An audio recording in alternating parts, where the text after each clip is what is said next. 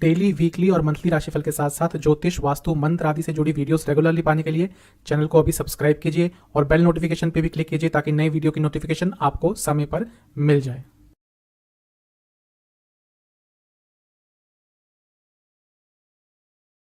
ओम गणेशाय नमः। ओम नमः शिवाय। मैं निखिल ज्योतिष आचार्य आप सभी का मेरे चैनल पे पुनः स्वागत करता हूं। आशा करता हूं आप सभी स्वस्थ होंगे। महादेव की कृपा आप सभी पर सदैव बनी रहे। यह वीडियो है कर्क यानी कि कैंसर के मई 2022 के मासिक राशिफल का, मंथली हॉरोस्कोप प्रेडिक्शंस का। यह मासिक राशिफल लग्न पर आधारित होता है, लेकिन आप अपनी राशि से भी इसको ऑब्जर्व कर सकते हैं क्योंकि सामान्य सा विश्लेषण होता है। आपके लाइफ के जितने भी प्रमुख एस्पेक्ट्स होते हैं, जैसे कि जनरल प्रेडिक्शंस, कौन से योग बन रहे हैं इस महीने में, career, business, love life, married life, health, finance, studies, इन सब को इस राशिफल में टच किया जाएगा। इन सब के बारे में विश्लेषण होगा। साथ ही में क्या उपाय ऐसा आप करें जिससे ये जो आने वाला महीना है आपके लिए सकारात्मक रहे, वो भी वीडियो के अंत में आपको बताया जाएगा। तो शुरुआत करते हैं कर्क लग्न के मई 2022 के मंथली राशिफल का जनरल प्रेडिक्शंस के साथ। कर्क लग्न के जातकों के लिए ये महीना बहुत अच्छा रहने वाला है। मई 2022 का चीज़ें गति पकड़ेंगी, जो चीज़ें रुक रही थी वो आगे बढ़ेंगी, सकारात्मकता ज़रूर आएगी। सबसे महत्वपूर्ण आपके लिए यह है कि आपके भाग्य स्थान के स्वामी अप्रैल में ही भाग्य स्थान में ही आके बैठ गए, यानी कि बृहस्पति आपके लग्न के लिए बहुत महत्वपूर्ण है। एक तो आपके लग्न की राशि यानी कि कर्क में उच्च के होते हैं, तो जो भी ग्रह जिस लग्न में उच्च के होते हैं वो उस लग्न के लिए बहुत अच्छे होते हैं, बहुत ही शुभकारी फल देते हैं। जैसे कर्क लग्न के जातकों के लिए बृहस्पति उनके लग्न में यानी कि उनकी लग्न की राशि में उच्च के होते हैं, तो हमेशा आपके लिए बृहस्पति यूजुअली अच्छे ही फल देते हैं। तुला के लिए शनि महाराज लग्न में यानी कि लग्न की राशि में उच्च के होते हैं, तो तुला के लिए शनि महाराज बहुत अच्छे ग्रह हैं। मीन लग्न के लिए उनके लग्न की राशि में यानी कि मीन में शुक्र देवता उच्च के होते हैं, तो उनके लिए शुक्र बहुत अच्छे फल देते हैं। तो इसी तरह से बृहस्पति आपके भाग्य स्थान में बैठ रहे हैं अपनी ही राशि में और आपके लग्न पर दृष्टि बना के रखेंगे, तो ये आपके लिए बहुत अच्छा है। अगले 1 साल तक भाग्य स्थान के स्वामी की आपके लग्न पर दृष्टि रहेगी, तो ये समझ लीजिए ये जो आने वाला साल है पूरा अगले अप्रैल मई तक आपके लिए बहुत महत्वपूर्ण रहने वाला है। स्पेशली यदि आप उस एज में हैं जहाँ पर आप आगे बढ़ सकते हैं, आगे बढ़ने के आपको मौके मिलते हैं, 25 से 45 तक का ब्रैकेट, तो आपके लिए ये समय बहुत अच्छा रहने वाला है। उसके आगे की जो एज के लोग हैं उनके लिए भी अच्छा रहेगा। मैं ये नहीं बोल रहा कि उसके आगे के एज के लोग नहीं कुछ कर सकते, लेकिन थोड़ी अपॉर्चुनिटीज़ कम हो जाती हैं एक एज के बाद जाके, लेकिन उनके लिए भी समय बहुत अच्छा रहेगा क्योंकि भाग्य का साथ आपको भरपूर मिलने वाला है 1 साल तक। लग्न पर और किसी ग्रह की दृष्टि तो नहीं रहेगी। लग्न के स्वामी बहुत तेज चलते हैं आपके, 2.25 दिन में ही राशि बदल लेते हैं। लग्न पर प्रभाव यदि हम देखें तो और किसी ग्रह का इस महीने नहीं रहने वाला। यदि हम योगों की बात करें तो आपके लिए कुछ बहुत अच्छे योग बन रहे हैं इस महीने में। सबसे पहले तो राजयोग की बात करते हैं। बृहस्पति एक राजयोग बना रहे हैं क्योंकि भाग्य स्थान के स्वामी हैं, जो कि एक त्रिकोण स्थान है। त्रिकोण स्थान के स्वामी त्रिकोण में ही बैठ रहे हैं, तो एक राजयोग बनता है। 10वें घर में एक उच्च के ग्रह बैठ रहे हैं, ये भी एक राजयोग बनता है।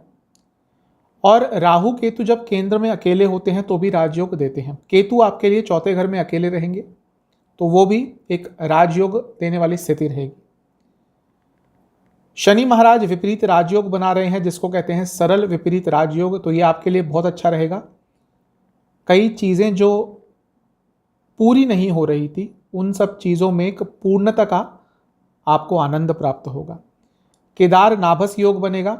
आपकी जो सोशल लाइफ है वो इम्प्रूव होगी। आपको कई जगहों से रिकॉग्निशन मिलेगा। आपको अपने कार्यों के लिए बहुत जगह से इस महीने मान सम्मान मिलने वाला है। मृदंग योग भी बन रहा है। स्पेशली आपके करियर में आपको आपके मैनेजमेंट का, आपके बॉसेस का साथ मिलेगा। साधु योग बन रहा है, ये थोड़ा सा आपके लिए नकारात्मक तो नहीं कहूँगा, लेकिन जब साधु योग बनता है तो व्यक्ति बहुत इनोसेंट हो जाता है। तो अपने इनोसेंस का आपको इस महीने किसी को लाभ नहीं उठाने देना, वरना थोड़ी बहुत प्रॉब्लम होगी। हरि योग बन रहा है, ब्रह्म योग बन रहा है। हरि योग बनता है तो जातक काफ़ी स्पिरिचुअल होता है, तो महीने की शुरुआत में काफ़ी स्पिरिचुअल रहेंगे आप। और ब्रह्म योग बनने के कारण काफ़ी क्रिएटिव भी आप इस महीने रहने वाले हैं, अपनी क्रिएटिविटी का भरपूर फ़ायदा उठा सकते हैं। तो बहुत अच्छे योग बन रहे हैं आपके लिए, इन सभी योगों का आपको फ़ायदा ज़रूर उठाना है। अब महीने का एक डीप एनालिसिस और कर लेते हैं। महीने को 3 पार्ट्स में बांट लेंगे, महीने का शुरुआती भाग, बीच का भाग और अंत का भाग। यदि हम शुरुआती भाग की बात करें तो आपको उसमें थोड़ा साहस दिखाने की ज़रूरत है। साहस दिखाएंगे, कुछ बोल्ड डिसीजंस लेंगे तो आपके लिए महीने का शुरुआती भाग बहुत ज़्यादा अच्छा रहने वाला है, क्योंकि बहुत पॉजिटिव चेंजेस इस महीने की शुरुआत में ही आपको ज़रूर मिलेंगे। अच्छे धन योग हैं, अच्छे लाभ प्राप्ति के योग हैं, हर तरफ से खुशियाँ आती हुई दिख रही हैं महीने के शुरुआती भाग में। कुछ बहुत ही ज़्यादा पॉजिटिव 1 से 10 तारीख के बीच में आपकी लाइफ में हो सकता है, लेकिन जैसा मैंने शुरू में कहा, आपको स्ट्रांग रहना पड़ेगा, बोल्ड रहना पड़ेगा, कॉन्फिडेंट रहना पड़ेगा।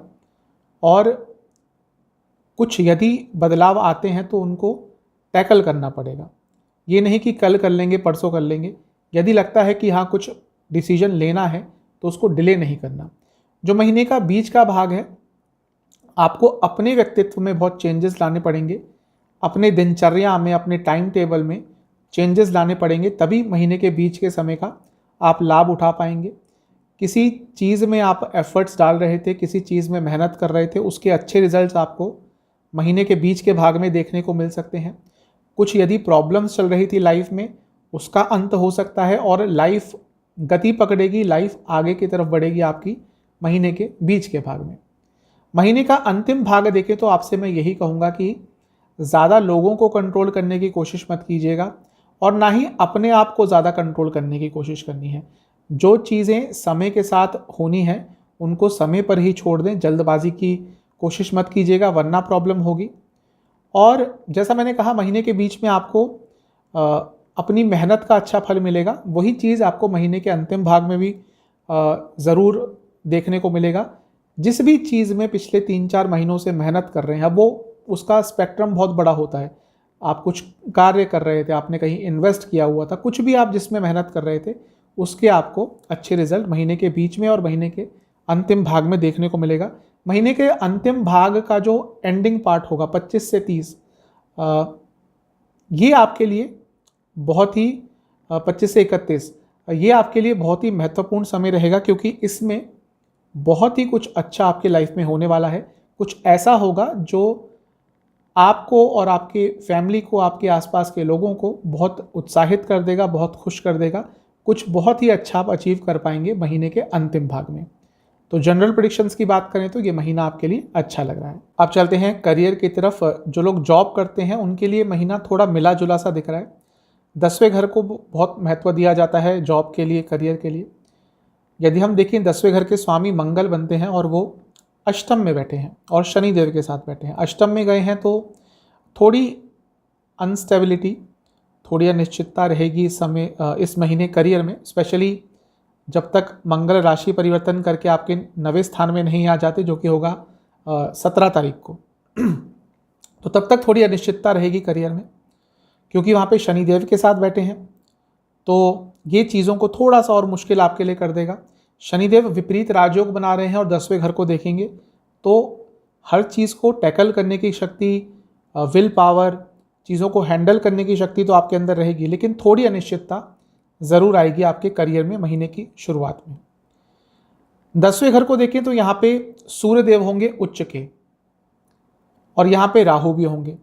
अब अकेले राहु होते तो मैं कहता बहुत अच्छा है, अकेले सूर्य होते तो मैं कहता बहुत अच्छा है, लेकिन जब सूर्य देवता राहु के साथ आ जाते हैं तो ग्रहण योग बन जाता है, और ये कभी कभी थोड़ी प्रॉब्लम क्रिएट कर देता है जहाँ पे भी ये योग बनता है। तो आपके 10वें घर में बन रहा है, तो महीने का जो शुरुआती भाग है, जैसा मैंने अभी थोड़ी देर पहले कहा, वो आपके लिए थोड़ा प्रॉब्लमेटिक लग रहा है जब तक सूर्य देवता आपके 10वें घर में रहेंगे।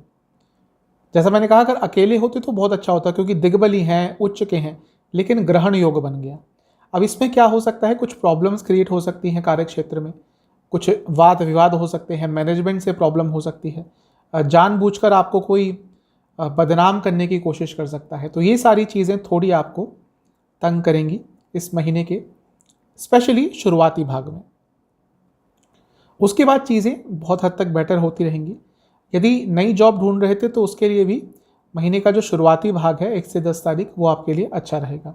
थोड़ा और डीप एनालिसिस कर लेते हैं, महीने को 3 पार्ट्स में बांट लेंगे। तो जो महीने का शुरुआती भाग है वो आपके लिए, जैसा मैंने कहा, थोड़ा कठिन होने वाला है। आप अपना काम बहुत अच्छी तरह से करेंगे, एक तरह से ऑब्सेस्ड रहेंगे अपने काम से, लेकिन शायद इसी कारण कुछ लोग आपसे चिढ़ना शुरू कर देंगे, जलना शुरू कर देंगे।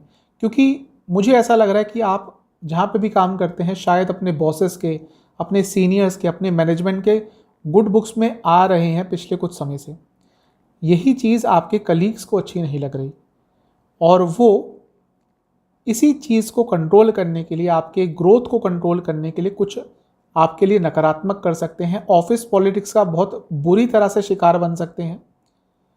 आपकी इमेज को डाउन करने के लिए आपके कलीग्स कुछ ना कुछ ट्राई ज़रूर करेंगे। तो थोड़ा सा सावधान रहें, स्पेशली महीने के शुरुआती भाग में कुछ प्रॉब्लम हो सकती है। जो महीने का बीच का भाग है ये भी थोड़ा मिला जुला सा ही आपके लिए दिख रहा है। थोड़ा बैलेंस तो आएगा, लेकिन फिर भी चीज़ें आपके हिसाब से नहीं जाएंगी कार्य क्षेत्र में, ये भी थोड़ा आपको परेशानी देगा। जो महीने का अंतिम भाग है यहाँ पे चीज़ें बहुत हद तक बेटर होंगी, भाग्य का साथ आपको मिलेगा। फिर भी मैं आपसे यही कहूँगा कि ज़्यादा एक्सपेक्टेशंस मत रखिएगा, वरना थोड़ी बहुत प्रॉब्लम हो सकती है। यदि आप एजुकेशन संबंधित कुछ जॉब करते हैं, यदि आप ट्रैवल या टूर एंड ट्रैवल, ट्रांसपोर्ट संबंधित कुछ जॉब करते हैं, इस इंडस्ट्री से हैं, एविएशन इंडस्ट्री से हैं, यदि आप ऑटोमोबाइल या कंसल्टेशन इंडस्ट्री से हैं, यदि आप कुछ ऐसा काम करते हैं जिसमें कम्युनिकेशन बहुत होता है, लिखा पढ़ी बहुत होती है, तो आपके लिए महीना बहुत अच्छा रहने वाला है। चलते हैं बिजनेस की तरफ। बिजनेस की बात करें तो हमें 7वां घर भी देखना पड़ता है 10वें घर के साथ साथ, और 7वें घर के स्वामी हैं शनि, और वो अपनी ही राशि में बैठे हैं, भले ही अष्टम में हो लेकिन वहाँ पे भी विपरीत राजयोग बना रहे हैं, और 7वें घर से दूसरे घर में है। यानी कि बिजनेस में पैसा इस महीने ज़रूर आएगा, बिजनेस में ग्रोथ ज़रूर मिलेगी। अच्छा महीना है, लेकिन थोड़ा आपको कॉम्पिटिटिव रहना पड़ेगा, तभी बिजनेस आपका इस महीने अच्छी तरह से चल पाएगा। थोड़ा डीप एनालिसिस कर लेते हैं, महीने को 3 पार्ट्स में बांट लेंगे। जो महीने का शुरुआती भाग है बिजनेस के लिए बहुत अच्छा है, क्योंकि यहाँ पे भाग्य का साथ मिलेगा। कुछ नई अपॉर्चुनिटी, कोई नया ऑफर, कोई नई डील आपको प्राप्त हो सकती है, कोई बहुत अच्छा ऑर्डर प्राप्त हो सकता है जो आपके बिजनेस को बहुत आगे लेके जाएगा। अपने बिजनेस के मार्केटिंग पर ज़रूर ध्यान दीजिएगा महीने के शुरुआती भाग में, तो आपके लिए अच्छा रहेगा। और यदि पार्टनरशिप में आपका काम है तो अपने पार्टनरशिप को और मजबूत करने की कोशिश कीजिएगा। इसमें और विश्वास, जो विश्वास का फैक्टर होता है, इसको और बेटर करने की कोशिश करेंगे तो आपके लिए बहुत अच्छा रहेगा। जो महीने का बीच का भाग है वो भी आपके लिए बहुत अच्छा दिख रहा है। इमोशंस को हावी मत होने दीजिएगा। यदि आप फैमिली बिजनेस करते हैं तो स्पेशली इमोशंस को अपने बिजनेस पे हावी मत होने दीजिएगा, वरना ये जो अच्छा समय है इसका लाभ नहीं उठा पाएंगे। भाग्य का साथ आपको महीने के बीच में भी मिलेगा बिजनेस में, और काफ़ी चेंजेस, काफ़ी पॉजिटिव चेंजेस आते हुए दिख रहे हैं। प्रोग्रेस होगी, बहुत सकारात्मक चेंजेस आएंगे बिजनेस में महीने के बीच के भाग में। महीने के अंतिम भाग की बात करें तो यहाँ पे भी सब कुछ अच्छा ही दिख रहा है। जो महीने के पहले 2 पार्ट्स हैं उसमें तो बहुत अच्छा रहेगा, ये थोड़ा बहुत बेटर है। आपसे मैं ये कहूँगा कि कुछ भी निर्णय यदि आपको बिजनेस में लेने हैं तो इस महीने आपको इमोशंस को हावी नहीं होने देना। इमोशंस में बह के कोई भी निर्णय आपने इस महीने में लिया, स्पेशली महीने के अंतिम भाग में, तो बहुत प्रॉब्लमेटिक होगा। कुछ ज़्यादा नया ट्राई करने की कोशिश मत कीजिएगा महीने के अंतिम भाग में। यदि आप फैशन इंडस्ट्री से जुड़ा, यदि आप फाइनेंस से जुड़ा, या फिर यदि आप फॉरेन ट्रेड से जुड़ा कुछ भी बिजनेस करते हैं तो आपके लिए महीना बहुत अच्छा रहने वाला है। चलते हैं लव एंड रिलेशनशिप की तरफ। सबसे पहले बात करेंगे कि जो लोग नो कॉन्टैक्ट सिचुएशन में हैं उनके लिए महीना कैसा रहेगा। देखिए, क्लैरिटी ज़रूर आएगी कि कैसे इन चीज़ों से निकलना है, कैसे इस सिचुएशन को टैकल करना है। थोड़ा एक्सप्रेसिव बन पाएंगे आप, हो सकता है बात थोड़ी बहुत चालू हो जाए, लेकिन मुझे लग रहा है कि कुछ गलती आपकी ही है, शायद आपको पता है, और उसके कारण एक ग्लानि की भावना, एक गिल्ट की फीलिंग रहेगी, जिसके कारण शायद आप ही थोड़ा हेजिटेंट रहें चीज़ों को आगे बढ़ाने के लिए। यदि आप चाहते हैं कि इस सिचुएशन से थोड़ा निकला जाए तो थोड़ी प्लानिंग कीजिएगा, थोड़ा सोच विचार कीजिएगा, तभी कुछ ट्राई करने की कोशिश करनी है। नया रिलेशनशिप स्टार्ट करने के लिए महीना ठीक ठाक सा दिख रहा है। यदि आप चाहते हैं कि नया रिलेशनशिप स्टार्ट हो जाए, भले ही इस महीने ना हो, आने वाले महीनों में हो, तो उसके लिए आपको कुछ करना पड़ेगा। आप सिर्फ सोच विचार कर रहे हैं, क्योंकि विचारों को जब तक एक्शन में नहीं बदलेंगे, कुछ चीज़ ट्राई नहीं करेंगे, किसी से बातचीत नहीं करेंगे, तब तक रिलेशनशिप नया स्टार्ट नहीं हो पाएगा। अभी भी थोड़ी इमेच्योरिटी दिख रही है आपके अंदर, जिसके कारण शायद प्रॉब्लम्स हो रही हैं नया रिलेशनशिप स्टार्ट करने के लिए। तो थोड़ी अपने थॉट प्रोसेस में यदि मैच्योरिटी ले आएंगे तो हो सकता है आपका रिलेशनशिप स्टार्ट हो जाए। जो महीने का अंतिम भाग है वो नया रिलेशनशिप स्टार्ट करने के लिए आपके लिए काफ़ी पॉजिटिव रहेगा। अब बात करते हैं जो लोग ऑलरेडी रिलेशनशिप में है। देखिए, 5वें स्थान को बहुत महत्व दिया जाता है, क्योंकि रिलेशनशिप का भी एक भाव होता है, रोमांस का भाव होता है, और 7वें घर को भी देखा जाता है। यदि हम 5वें घर की बात करें तो यहाँ पर बुध की दृष्टि बनी रहेगी और बुध वक्री हो जाएंगे। 12 या 13 तारीख को बुध वक्री हो जाएंगे, तो ये थोड़ा सा प्रॉब्लमेटिक हो सकता है, क्योंकि यहाँ पे एक तो मिसकम्युनिकेशन होगा, वैचारिक मतभेद होगा, एक दूसरे की इच्छाओं को पूरा नहीं कर पाएंगे, तो ये थोड़ा प्रॉब्लमेटिक दिख रहा है। साथ ही में 5वें घर के स्वामी है मंगल, जो अष्टम में बैठे हैं, तो ये भी थोड़ा आपके लिए नकारात्मक हो सकता है। ये महीना थोड़ा सा मिला जुला सा दिख रहा है रिलेशनशिप के लिए, स्पेशली जो महीने का शुरुआती भाग है, बीच का भाग है, वहाँ पे थोड़ी प्रॉब्लम हो सकती है। थोड़ा और डीप एनालिसिस कर लेते हैं, महीने को 3 पार्ट्स में बांट लेंगे। जो महीने का शुरुआती भाग है, शुरुआती 10 दिन है, ये अच्छे नहीं दिख रहे। जिनके रिलेशनशिप में ऑलरेडी प्रॉब्लम्स चल रही थी, वो अंत होने के कगार तक पहुँच सकता है। यदि आप चाहते हैं कि रिलेशनशिप बचा रहे, ठीक रहे, तो एक तो अपने पार्टनर को और समझना शुरू कर दीजिए। जो चीज़ें उनको पसंद नहीं है या जो चीज़ें आपके रिलेशनशिप को अनस्टेबल करती हैं, उनको एक एक करके हटाना शुरू कर दीजिए। साथ ही में कुछ नयापन लाइए अपने रिलेशनशिप में, उससे चीज़ें बहुत सकारात्मक रहेंगी। जो महीने का बीच का भाग है, इसमें चीज़ें थोड़ी बहुत बेटर होंगी। फिजिकल कंपैटिबिलिटी में अभी भी प्रॉब्लम रहेगी, लेकिन चीज़ें बहुत हद तक बेटर होंगी। कुछ नया चेंज जो लाना चाह रहे थे आप अपने लव लाइफ में, वो इस समय में आप इम्प्लीमेंट करेंगे तो आपके लिए अच्छा रहेगा। जो महीने का अंतिम भाग है वो बेटर रहेगा रिलेशनशिप के हिसाब से। जो अनस्टेबिलिटी आ रही थी वो बहुत हद तक चेंज हो जाएगी, यानी कि स्टेबिलिटी की तरफ जाएगी।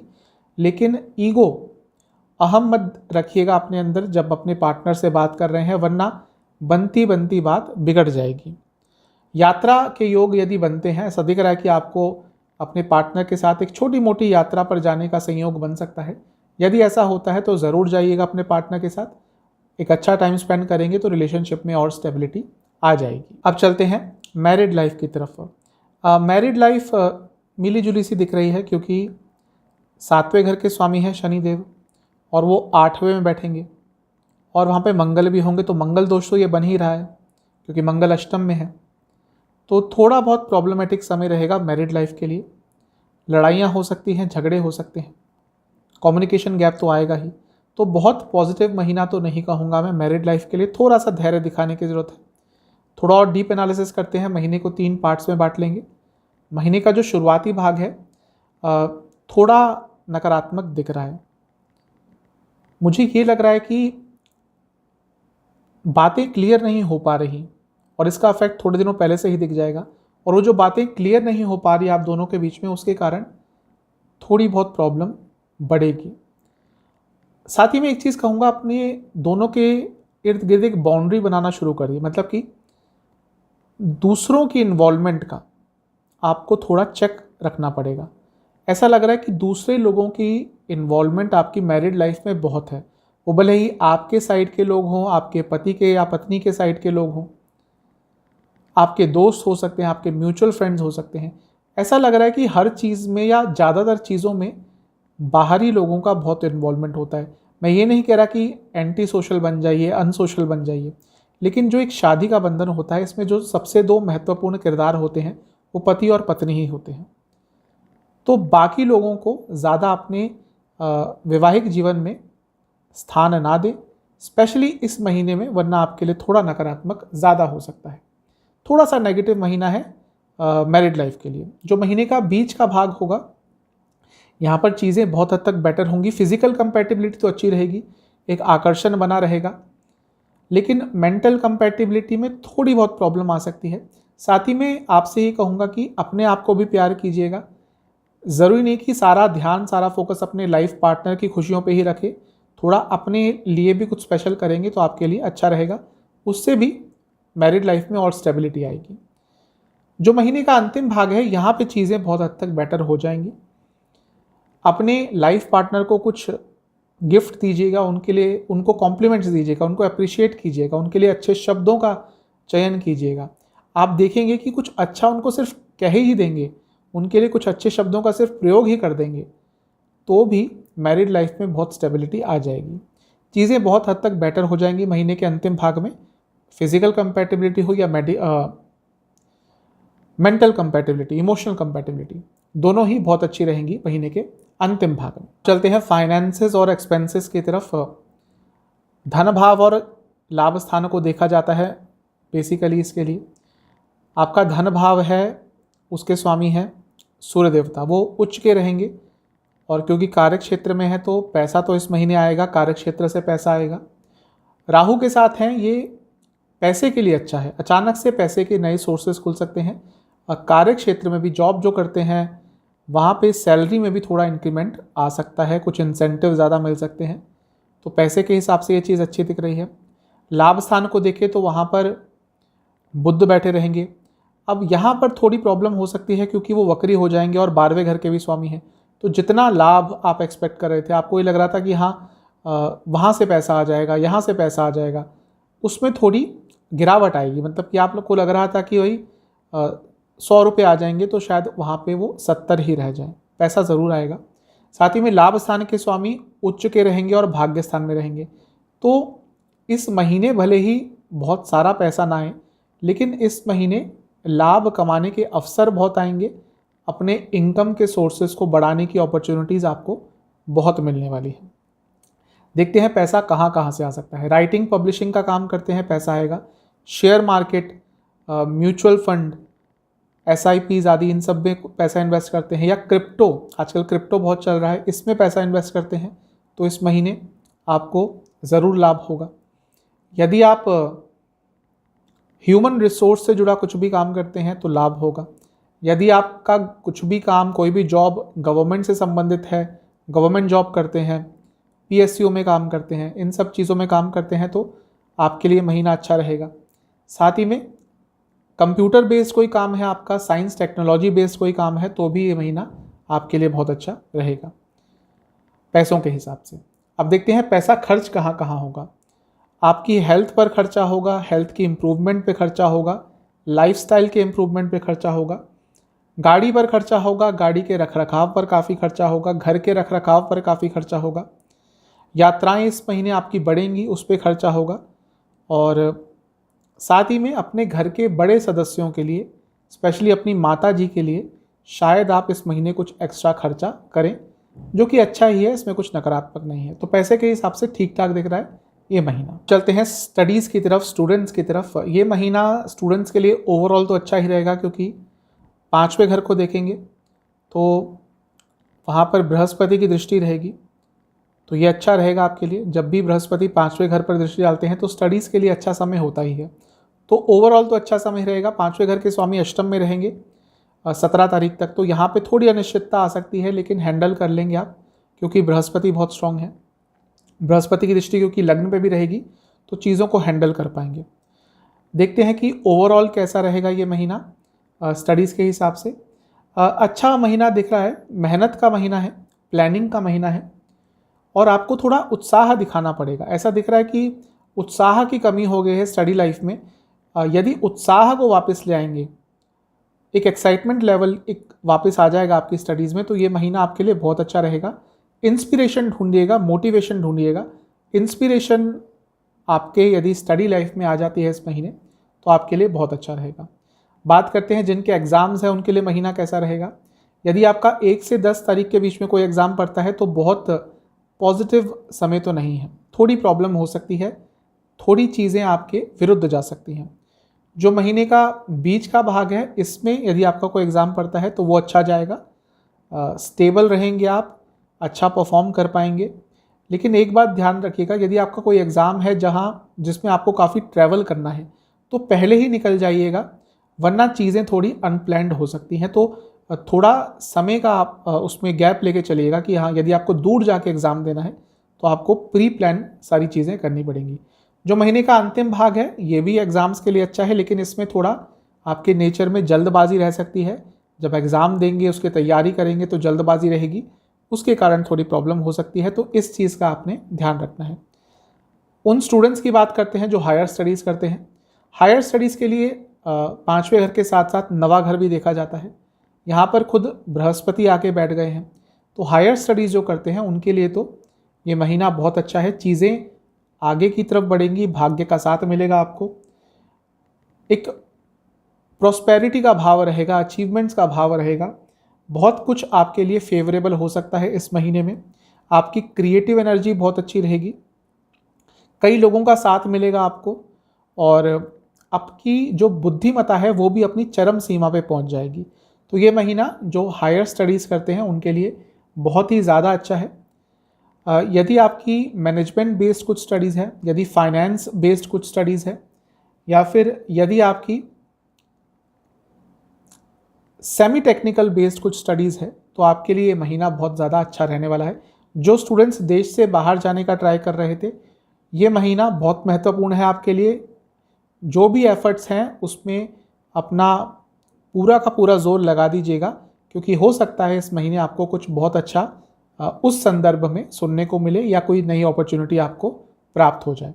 ठीक ठाक महीना दिख रहा है, बल्कि अच्छा ही महीना है स्टूडेंट्स के लिए। आप चलते हैं सेहत की तरफ। हेल्थ के हिसाब से ये महीना ठीक ठाक है, क्योंकि बृहस्पति की दृष्टि रहेगी लग्न पे तो वो कई दोषों को वैसे ही दूर कर देते हैं, तो सेहत तो ठीक ही रहेगी। लेकिन मंगल और शनि अष्टम में है, शनि अकेले होते तो अच्छा होता, लेकिन मंगल भी हैं साथ में, तो यहाँ थोड़ी प्रॉब्लम हो सकती है। अचानक से तबीयत कभी कभी बिगड़ जाएगी, इन्फेक्शन के डर बने रहेंगे। साथ ही में केतु आपके चौथे घर में कुछ समय पहले ही आए हैं, तो थोड़ा एक्सीडेंट को लेकर भी कुछ योग बन रहे हैं। बहुत मेजर तो नहीं है, लेकिन यदि यात्रा करते हैं तो थोड़ा ध्यान से करें। अब देखते हैं कौन कौन सी बीमारियां तंग कर सकती हैं। जो महीने का शुरुआती भाग है इसमें चेस्ट संबंधित रोग, कफ रोग बहुत तंग करेंगे।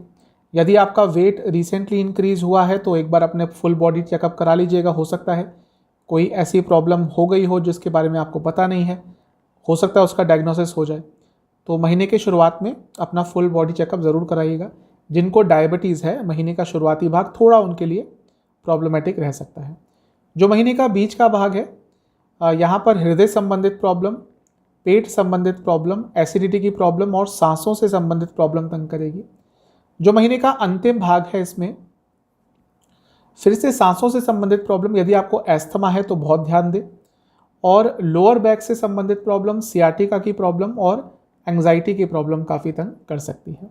तो इन सब चीज़ों का आपने ध्यान देना है। कर्क लगने के जातकों के लिए उपाय यह है कि आपको 1 मई को किसी भी शिव मंदिर में कुछ शिव चालीसा की पुस्तकें दान करनी है।